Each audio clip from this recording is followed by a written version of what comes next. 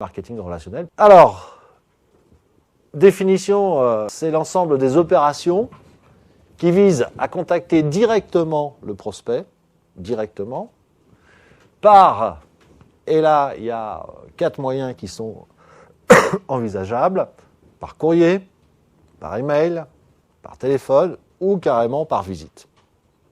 Beaucoup plus rare par visite.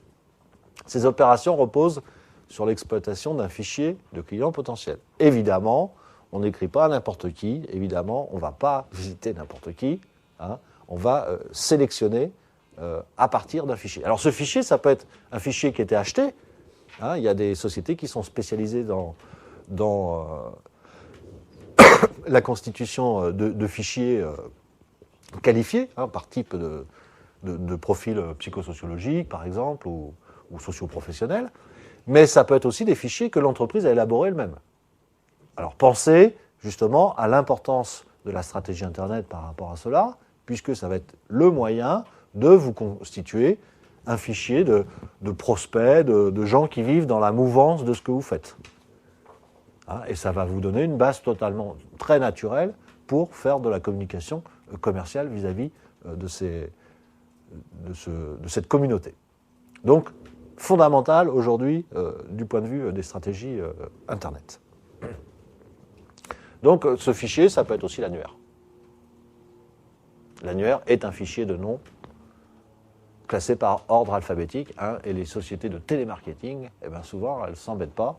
Alors, elles sélectionnent des communes parce qu'il y a le potentiel, si vous voulez, en termes de pouvoir d'achat, etc., ou voire des quartiers, même ça s'arrête souvent aux communes, et puis là, derrière, on va appeler directement tout le monde dans l'ordre alphabétique présenté par l'annuaire. Mais c'est déjà un fichier, bien sûr.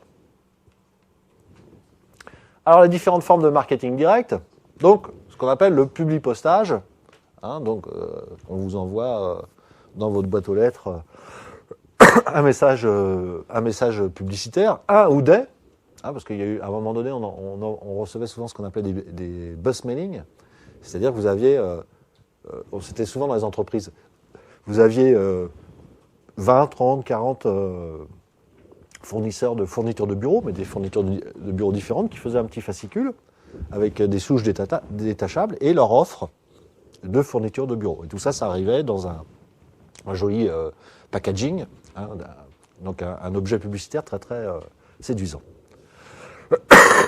À côté du publipostage, il y a le télémarketing. Donc là, on va appeler les gens. Hein. Et puis, l'e-marketing, et c'est évidemment ces technologies qui se développent le plus, et on va comprendre pourquoi, parce qu'elles sont efficaces, elles sont simples à mettre en œuvre, et elles ne sont pas coûteuses. Hein. Et donc là, le retour sur investissement est forcément très intéressant. Alors, les étapes d'une opération de marketing direct. D'abord, on va cibler. Qui est-ce que l'on veut toucher ? Quel est son cœur de cible, hein ? Puisqu'on va s'adresser aux gens individuellement, on va connaître tous les gens à qui on s'adresse, on va pouvoir travailler une cible extrêmement précise. Et en fonction de cette cible, on va choisir le média. Est-ce que je téléphone ? Est-ce que j'envoie un email ? J'utilise donc le média Internet. Ou est-ce que j'utilise le courrier et la boîte aux lettres ? Hein ? Ça va dépendre de la cible, des moyens de l'entreprise, du temps dont elle dispose, ça va dépendre de pas mal de paramètres. Ensuite, on va élaborer, acheter ou louer un fichier de prospect. On va rédiger le mailing s'il s'agit d'une communication par publipostage ou par Internet, et s'il s'agit d'une communication téléphonique, on va développer un argumentaire. Parce que la différence avec le téléphone quand même, c'est que les objections du client, du prospect, elles sont immédiates. Hein, là, il y a une communication qui est synchrone. Et donc, c'est pour ça qu'il faut plus qu'un message. Il faut ce qu'on appelle un argumentaire, c'est-à-dire la réponse aux objections prévues dans le texte.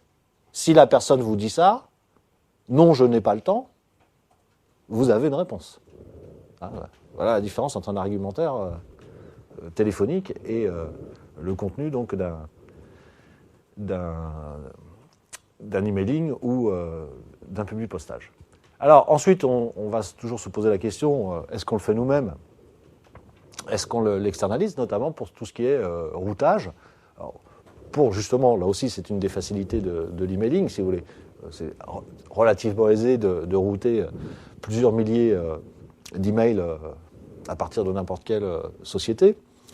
Par contre, quand il s'agit de faire la même chose avec du courrier, c'est déjà beaucoup plus complexe, hein, et on a vraiment intérêt à passer par des professionnels qui ont automatisé les processus. Hein, dans l'entreprise normale, vous avez quelqu'un qui va quand même coller les étiquettes et les enveloppes.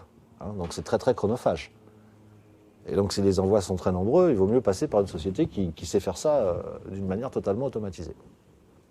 Souvent d'ailleurs, quand vous achetez un fichier, pour que vous n'ayez pas accès au fichier et que vous ne copiez pas le fichier, vous êtes obligé de passer par le routage proposé par la société de fichiers.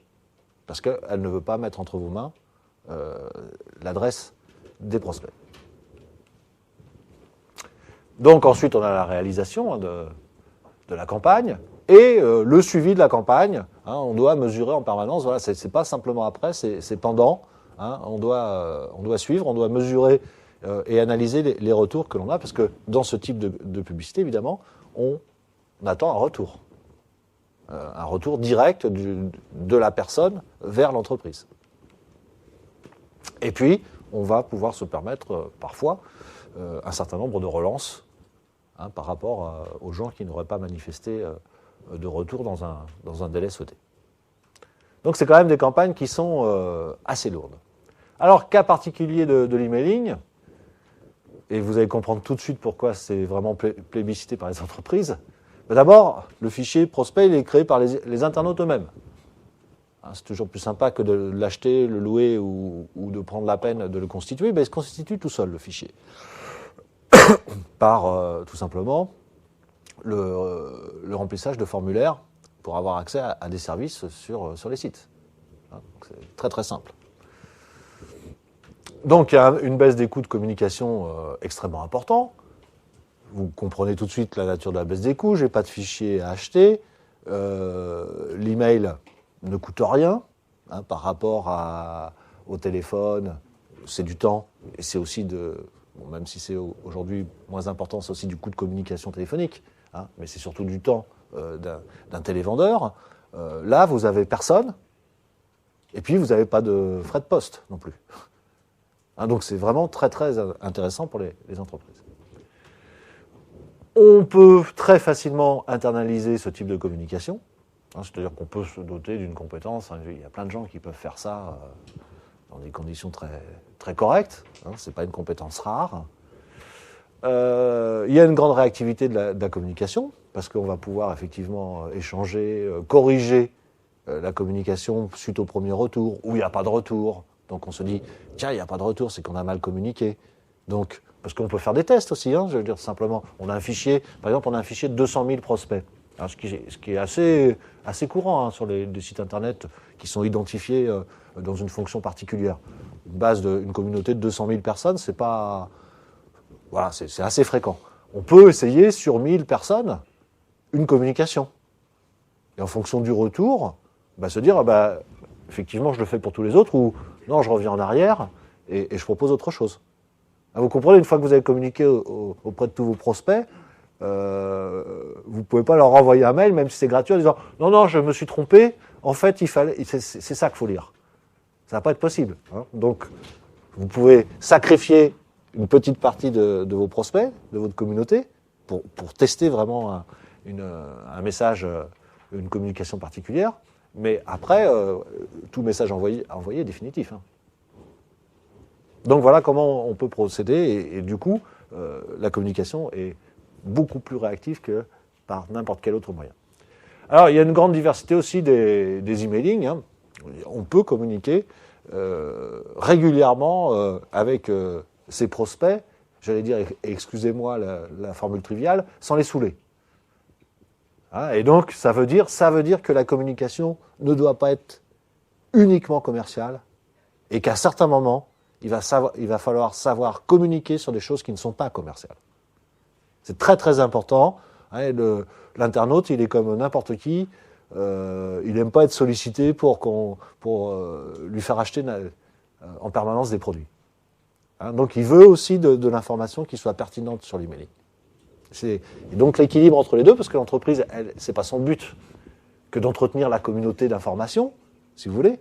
Et le but aussi, c'est de vendre quelque chose. Hein, donc c'est à l'annonceur de bien faire la part des choses et de mixer en quelque sorte le type d'information qu'il y a dans son mail. Du commercial, mais pas que ça. Et peut-être commencer par pas que ça. Et finir par le commercial.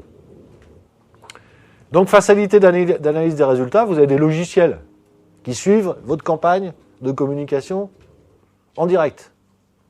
Qui vous dit qui a reçu, quel pourcentage de votre fichier n'est pas valide. Hein, parce que les gens changent d'adresse Internet aussi. Hein, on vous dit, vous savez si les messages ont été ouverts ou pas. Hein, donc voilà, vous avez le taux de retour, tout ça est calculé automatiquement. C'est des solutions de logiciels qui coûtent une poignée d'euros. Hein, c'est pas des très très gros investissements. Un obstacle à tout ça, ce serait trop beau. Ben oui, du coup, vu tous les avantages, tout le monde s'est précipité. Hein, donc il y a la saturation des boîtes mail. Chacun peut souffrir de ça. Et puis, avec cette aggravation liée au phénomène de spam. Hein, donc spam, c'est des robots qui envoient des messages automatiquement. Hein, donc vous avez aujourd'hui, vous êtes dans des situations où sur des messageries, ben vous êtes sur 100 messages, vous avez 10 messages qui vous concernent et vous intéressent directement. Et donc, évidemment, ça, noyer la bonne information dans la mauvaise, c'est un problème. C'est le problème qu'on a rencontré aussi sur le téléphone. Les gens raccrochent maintenant parce que le samedi matin, systématiquement, ils en ont assez d'être appelés par un marchand de cuisine, un marchand de piscine, etc., quoi. Donc, il y a une saturation de ça. Et la boîte aux lettres, on prend le tas de pubs papier et on met à la benne. Hein, donc voilà, cette saturation-là, finalement, c'est assez fréquent dans la communication. Et on pourrait parler de la saturation par rapport à la publicité média télévisuelle, quoi. Où on va zapper, où on va même pas regarder ou même pas entendre ce qui se passe devant notre écran. Hein, donc finalement, ce sont des situations de communication que la communication connaît très très bien. Alors, diversité des campagnes d'emailing. Les newsletters marchandes, c'est simple, je propose un nouveau produit à des prospects. La lettre d'information, donc des descriptifs techniques, des services, l'information complémentaire d'une manière générale. Des emails d'alerte de disponibilité des produits et des services. Hein, par exemple, quand vous commandez un livre chez Amazon et que le livre n'est pas disponible, ben ils ont quand même l'intelligence de vous envoyer un petit mail quand le livre est enfin disponible. Même des fois, ça m'est arrivé, c'est 6 mois plus tard. Hein, le livre est en réédition. Donc a priori, il est nulle part. Ou il traîne dans une librairie, vous n'avez aucune chance de l'avoir, quoi. Bon, 6 mois plus tard, il vous dit, vous avez demandé ça, on n'a pas pu satisfaire votre demande. Aujourd'hui, vous pouvez l'acheter. C'est hyper professionnel, même si on ne l'achète pas, quoi. Ça donne envie de revenir chez Amazon. Et entre-temps, ils vous auront d'abord proposé une liste de bouquins similaires. Vous n'avez pas pu faire votre achat, et ils vont vous envoyer une liste de... Vous savez que les gens qui ont regardé ce bouquin-là, chez nous, eh bien, ils ont acheté soit celui-là, soit celui-là, soit celui-là. Ah, donc ça, c'est du service complémentaire qui est extrêmement intéressant pour la fidélisation du client. Les emails de relance, réabonnement, abandon de commande, etc. Les emails de confirmation de commande, les enquêtes de satisfaction client, hein, là aussi, c'est que du bonheur. Vous achetez un bouquin sur Internet, bon, 2 jours après, bonjour monsieur, c'est nominatif, vous nous avez acheté un livre, etc. Est-ce que vous êtes content Puis vous avez 3 trucs à cocher pour savoir si vous êtes content du service. Ça veut dire qu'en permanence, vous êtes sur de l'enquête ouverte sur la satisfaction de la clientèle. C'est que du bonheur. Et le traitement, il est fait de manière totalement automatisée. C'est-à-dire que derrière, il y a un marketeur qui lit des statistiques, quoi. Et le travail, il n'y a plus qu'un travail d'analyse à faire. Et puis, évidemment, on ne pouvait pas ne pas évoquer l'utilisation des réseaux sociaux, hein, qui sont une manière de peut-être plus de développer l'image de marque. Hein, l'utilisation des réseaux sociaux, enfin, à mon sens, hein, c'est ce que ça peut développer de manière très favorable l'image de l'entreprise et l'image des marques. Attention là aussi, hein, les murs Facebook, c'est bien. Il faut suivre, parce qu'il faut vous attendre. Vous n'allez pas avoir que des opinions favorables qui vont être publiées. Hein, et il y a des gens qui, en même temps, c'est l'intérêt et la limite de cette technologie. Il y a des gens qui, franchement, ne se rendent pas compte de ce qu'ils vont dire sur vous, quoi. Et ça peut avoir un impact extraordinaire, quoi. Je crois que les internautes n'ont pas conscience du pouvoir de nuisance qu'ils peuvent avoir en écrivant un certain type de message. Hein, donc c'est à suivre, bien évidemment, avec différentes techniques. Est-ce que vous interdisez à l'internaute de dire sur votre mur Facebook, de dire des choses qui vous sont trop défavorables? Ça veut dire que vous prenez le droit de censurer le mur Facebook. Ou est-ce que vous prenez la peine de contacter la personne, hein, en lui demandant ce qui ne va pas, ce qui a provoqué cette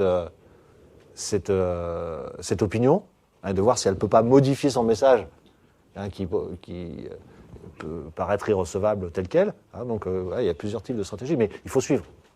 Hein, on ne peut pas laisser les opinions des internautes courir sur la toile sans aucune surveillance.